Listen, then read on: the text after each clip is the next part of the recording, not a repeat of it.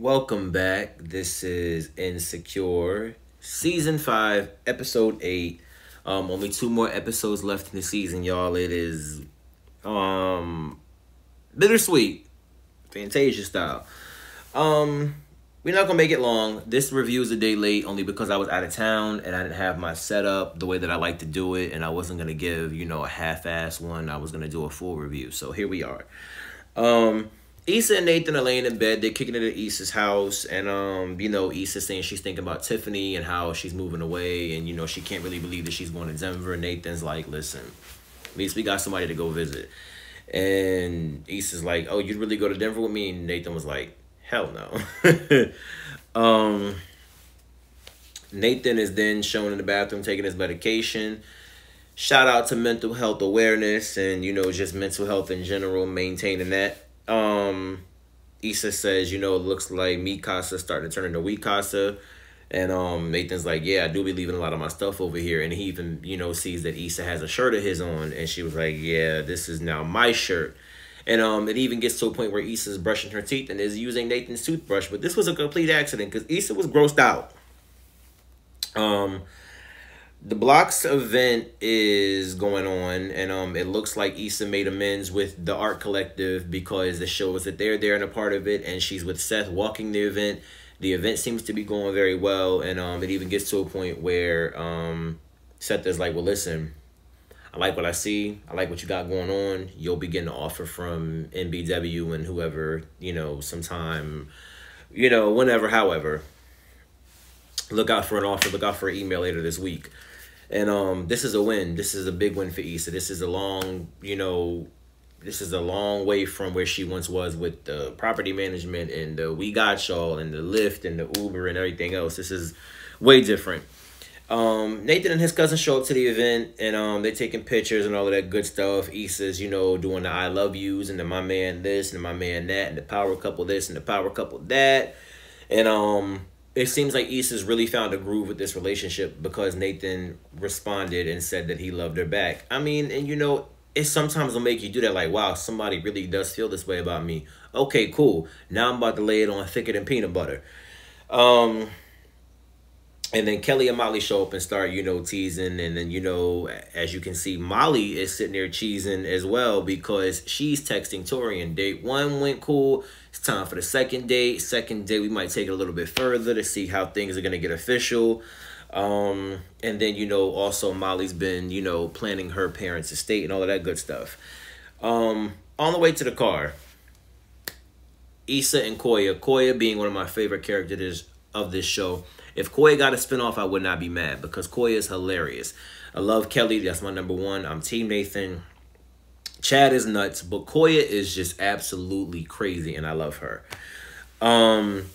Crenshawn comes up and says, listen, I didn't realize that event planning was what it was, as difficult as it is, that you do a great job. He tried to do a wearable art gala. It didn't go out as he planned. At the end of the day, he was just like, I didn't know all the legalities. I didn't know how to do it. I didn't know as much as you do. So he kind of really gave a low-key apology. My thing with that is, bruh, you publicly dragged this lady, shaded this lady through all kind of smoke, all the shade, like I said, all type of digs, and now you need her. And he was like, basically, wanting to team up again. We could work together, however the case may be. I think it'll be a good thing. We have success with working together. We should continue doing it. He needs Issa, and he tells her to give it some thought. Me personally, I hold grudges for 3 to 5 business years. It would be an automatic no for me. Nah, bruh. After you do that to me, and the thing about it is you couldn't even directly apologize. The disrespect was direct, so the apology needs to be direct. Issa gets her email from MBW, and she's hyped. She's like, at the end of the day, just over the moon. The money is there, the position is there, everything is right. They want to partner with her company. You know what I mean? This is a big deal. Because Issa literally had nothing going on. Now she has everything going on for herself. That's a major, major look for her. Let's see.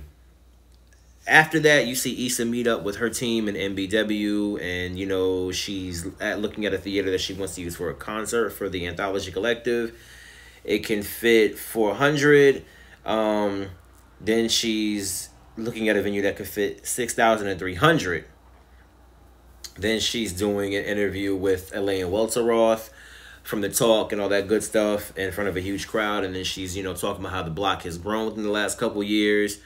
Then she's in First Class with Ty Dolla $ign. She's headed back to LA to work with Crenshawn, who's now, the Hood's MVP.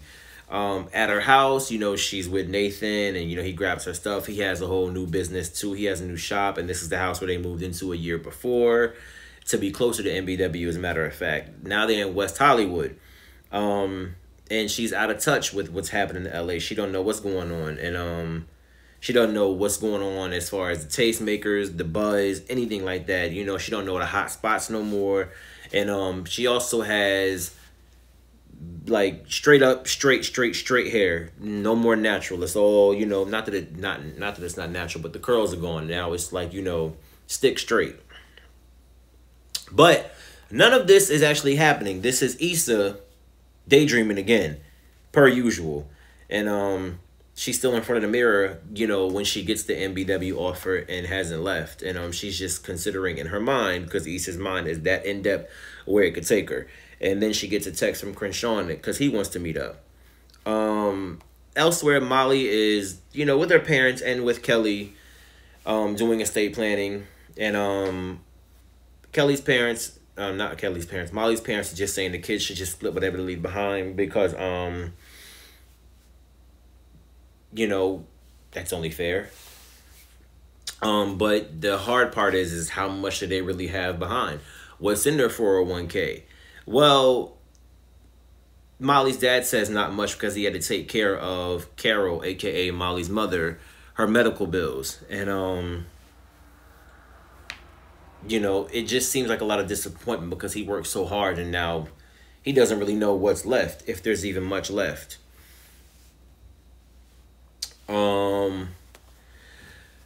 Issa meets up with Crenshawn and just lets him know, listen, I don't think we should do this.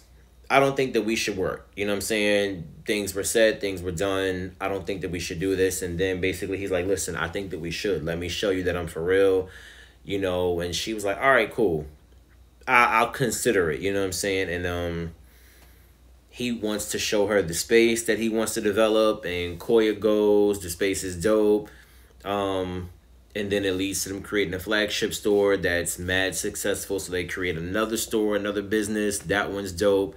And then Issa is this well-known figure in the community. And then she sees a bus drive by and it's got Ty Dolla $ign all over it, holding an MBW endorsed water. And Issa gets awarded the key to the city from the mayor of Inglewood, who is Tyra Banks, who is from Inglewood, for her support of black businesses. And she even gets a day named after her. She goes home to Nathan. Nathan got drinks ready. The apartment is the same. And she also, in this situation, is still dealing with her property management because she's still the superintendent. And something about Trina once again. What was it? Was it something with spiders that were coming out of Trina's toilet? Somehow, I don't know. Trina's nuts. And yeah, this is basically just showing Issa with her entrepreneurial life, but also still having to do the hustle on the side, or whatever the case may be. And this is Nathan and her in a little bit more, not a toned down life, but definitely not the life of her being with MBW, as we saw previously. Kelly's leaving Molly's parents' house, and it was so hilarious because Kelly and Carol, Molly's mom, they start, vibing and have a little bit of a conversation. And really, the two of them, they really are a vibe. Like, they're kind of nuts. And Miss Carol is not offended about Kelly being completely nuts. She actually is amused by her and thinks that she's hilarious. And let's see here. Molly's leaving, and she lets her dad know, I know it couldn't have been easy, but, at least it's over with, it's done. And as she goes home, you could just tell that Molly is just extremely mentally drained. She's depleted. She's exhausted. And we see a completely different Molly. We don't see such an uptight Molly. Molly this season is really grown and vulnerable, and we just see it.